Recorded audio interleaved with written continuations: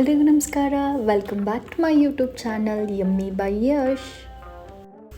ಇವತ್ತಿನ video special ಏನಂದರೆ, ಇದು ರಿಯಲ್ ಟೈಮ್ ವಿಡಿಯೋ ಆಗಿರೋದ್ರಿಂದ ನೀವು ಕೂಡ ನನ್ನ ಜೊತೆನೇ ಈ ರೆಸಿಪಿನ ಮಾಡಿ ಟೇಸ್ಟ್ ಮಾಡ್ಬೋದು. ನಿಮಗೆ ಸ್ವಲ್ಪ ಟೈಮ್ ಬೇಕಂದರೆ ವಿಡಿಯೋನ ಮಧ್ಯದಲ್ಲಿ ಪಾಸ್ ಮಾಡಿ ಮತ್ತೆ ಕಂಟಿನ್ಯೂ ಮಾಡಿ. ಮತ್ತು ತಡ ಯಾಕೆ, ಬನ್ನಿ ಮಾಡೋಣ ಕ್ರಿಸ್ಪಿ ಪೊಟ್ಯಾಟೊ ಬಾಲ್ಸ್. ಈ ರೆಸಿಪಿನ ನೀವು ಸಂಜೆ ಹೊತ್ತು ಏನಾದರೂ ಕರುಮ್ ಅಂತ ತಿನ್ನಬೇಕು ಅಂತ ಅನಿಸ್ದಾಗ ಮಾಡ್ಬೋದು, ಇಲ್ಲಾಂದರೆ ಮಕ್ಕಳಿಗೋಸ್ಕರ ಮಾಡ್ಬೋದು. ಮಕ್ಕಳಂತೂ ತುಂಬಾ ಇಷ್ಟಪಡ್ತಾರೆ. ಮೊದಲಿಗೆ ನಿಮಗೆ ಏನೇನು ಇಂಗ್ರೀಡಿಯೆಂಟ್ಸ್ ಬೇಕು ಅಂತ ಹೇಳಿಬಿಡ್ತೀನಿ, ಆಮೇಲೆ ನಾವು ಮಾತಾಡೋಣ. ನಾನಿಲ್ಲಿ ತೊಗೊಂಡಿದ್ದೀನಿ 2 ಮೀಡಿಯಮ್ ಸೈಜ್ ಆಲೂಗಡ್ಡೆ, 2-3 ಸ್ಪೂನು ಅಕ್ಕಿ ಹಿಟ್ಟು, 2 spoon chilli powder, 1 spoon pepper powder, ರುಚಿಗೆ ತಕ್ಕಷ್ಟು ಉಪ್ಪು ಮತ್ತು ಫ್ರೈ ಮಾಡೋದಕ್ಕೆ ಎಣ್ಣೆ.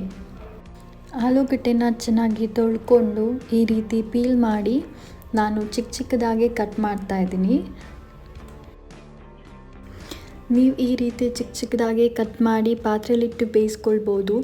ಇಲ್ಲ ಅಂತ ಅಂದರೆ ಕುಕ್ಕರ್ಗೆ ಹಾಕಿ 1-2 ವಿಷಿಲ್ ಕೂಗಿಸ್ಕೊಂಡ್ರೆ ಸಾಕು, ಚೆನ್ನಾಗಿ ಆಲೂಗಡ್ಡೆ ಬೇಯುತ್ತೆ.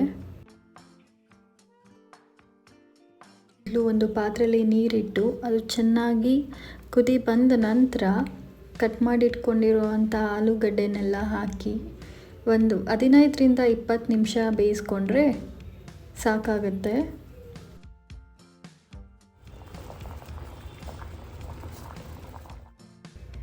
ಆಲೂಗಡ್ಡೆ ಚೆನ್ನಾಗಿ ಬೆಂದಿದೆ. ಇವಾಗ ನಾನು ಇದನ್ನು ಮ್ಯಾಶ್ ಮಾಡ್ಕೊಳ್ತಾ ಇದ್ದೀನಿ.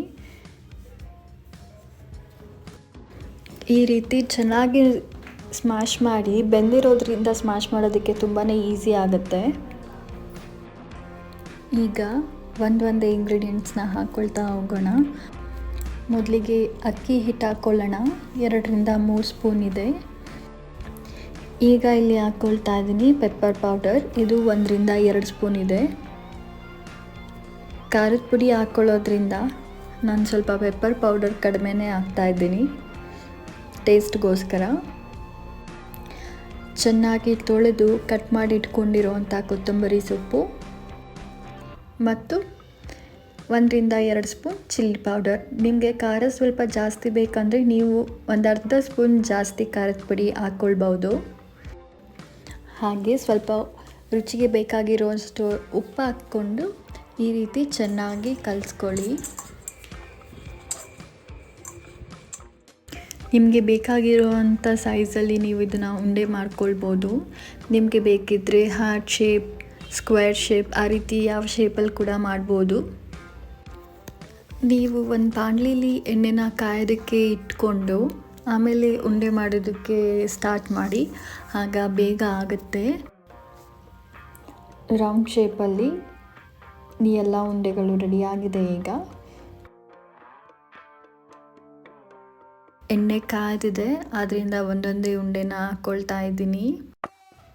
ಈ ರೀತಿ ಹಾಕಬೇಕಾದ್ರೆ ಸ್ವಲ್ಪ ಹುಷಾರಾಗಿರಿ. ನಾನು ಹತ್ರದಿಂದ ಹಾಕೋದಕ್ಕೆ ಹೋಗಿ ನನ್ನ ಕೈ ಸುಟ್ಕೊಂಡೆ, ಆದ್ದರಿಂದ ಇಲ್ಲಿ ನೀವು ನೋಡ್ಬೋದು ನಮ್ಮಮ್ಮ ಹಾಕ್ತಾಯಿದ್ದಾರೆ. ನೀವೇನಾದರೂ ಮೊದಲನೇ ಸಾರಿ ಅಡುಗೆ ಮಾಡ್ತಿದ್ರೆ ಅಥವಾ ಅಡುಗೆ ಈಗ ಕಲಿತಿದ್ದೀರಾ ಅಂದರೆ ಸ್ವಲ್ಪ ಹುಷಾರಾಗೇ ಇರಿ. ಆದಷ್ಟು ಮೀಡಿಯಮ್ ಫ್ಲೇಮಲ್ಲಿ ಇಟ್ಟು ಈ ರೀತಿ ಹಾಕ್ಕೊಳ್ಳಿ. ಒಂದ್ಸಲ ಎಲ್ಲ ಹಾಕಿದ ನಂತರ ಬೇಕಾದರೆ ನೀವು ಹೈ ಫ್ಲೇಮಲ್ಲಿ ಇಟ್ಟು ಚೆನ್ನಾಗಿ ಫ್ರೈ ಮಾಡ್ಬೋದು. 2-3 ನಿಮಿಷ ಫ್ರೈ ಮಾಡಿದ್ರೆ ಸಾಕು, ಕಲರ್ ಚೇಂಜ್ ಆಗ್ತಾ ಹೋಗುತ್ತೆ. ಮೊದಲೇ ಆಲೂಗಡ್ಡೆ ಬೆಂದಿರೋದ್ರಿಂದ ಒಳಗಡೆ ಎಲ್ಲ ಸಾಫ್ಟಾಗಿ ಮತ್ತು ಮೇಲ್ಗಡೆ ಕ್ರಿಸ್ಪಿ ಆಗಿರುತ್ತೆ. ಇದೇ ರೀತಿ ಈಸಿಯಾಗಿ, ಕ್ವಿಕ್ಕಾಗಿ ಮತ್ತು ಟೇಸ್ಟಿಯಾಗಿ ಆಗುವಂಥ ರೆಸಿಪಿಗಳನ್ನ ನಾನು ನಿಮಗೋಸ್ಕರ ಮಾಡಿ ತೋರಿಸ್ತೀನಿ. ನಿಮಗೆ ಯಾವ ಥರ ರೆಸಿಪೀಸ್ ಬೇಕು ಅಂತ ಕಮೆಂಟ್ ಮಾಡಿ. ಗೋಲ್ಡನ್ ಕಲರ್ ಬರ್ತಿದ್ದಾಗೆ ಸ್ವಲ್ಪ ಫ್ಲಿಪ್ ಮಾಡ್ತಾ ಇರಿ, ಜಾಸ್ತಿ ಕಾಯೋದು ಬೇಡ.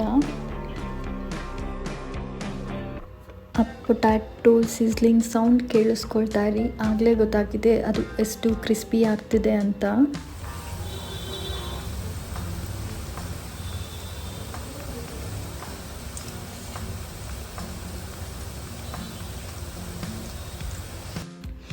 ಆಗಲೇ ಕಿಚನ್ ಪೂರ್ತಿ ಸ್ಮೆಲ್ ತುಂಬಿಕೊಂಡಿದೆ. ಟೇಸ್ಟ್ ಅಂತೂ ಸಕ್ಕತ್ತಾಗಿದೆ ಅನಿಸ್ತಿದೆ. ನಿಮಗೆ ಗೊತ್ತಾ, ನಾವು ಚಿಕ್ಕ ವಯಸ್ಸಲ್ಲಿ ಇದ್ದಾಗ ಅಮ್ಮ ಅಥವಾ ಅಜ್ಜಿ ಈ ರೀತಿ ಏನಾದರೂ ಫ್ರೈ ಮಾಡಬೇಕಾದ್ರೆ ಹಾಗೆ ಓಡಿ ಬಂದುಬಿಡ್ತಿದ್ವಿ. ಸೊ ಇವತ್ತು ಕೂಡ ನನಗೆ ಹಾಗೆ ಅನಿಸ್ತಿದೆ. ಈಗ ಮಳೆ ಬರ್ತಿರೋದಕ್ಕಂತೂ ಬಿಸಿ ಬಿಸಿಯಾಗಿದ್ದನ್ನು ತಿಂತಾಯಿದ್ರೆ ಆಹಾ.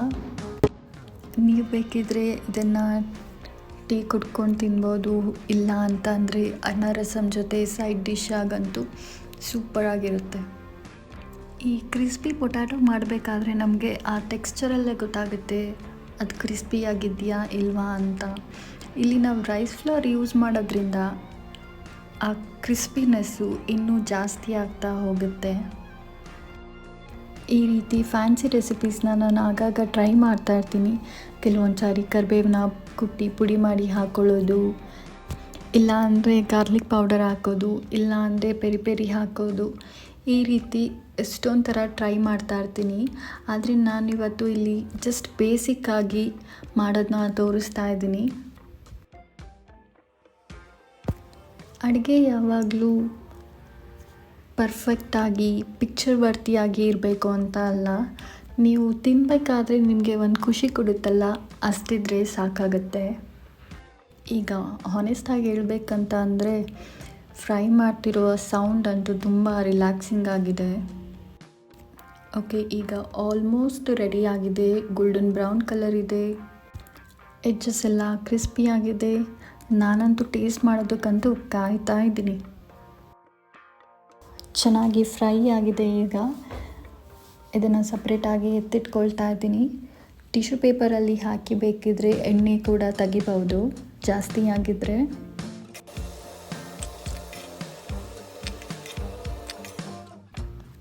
ಕೊನೆಗೂ ಟೇಸ್ಟ್ ಮಾಡೋ ಕ್ಷಣ ಅಂತೂ ಬಂದುಬಿಟ್ಟಿದೆ.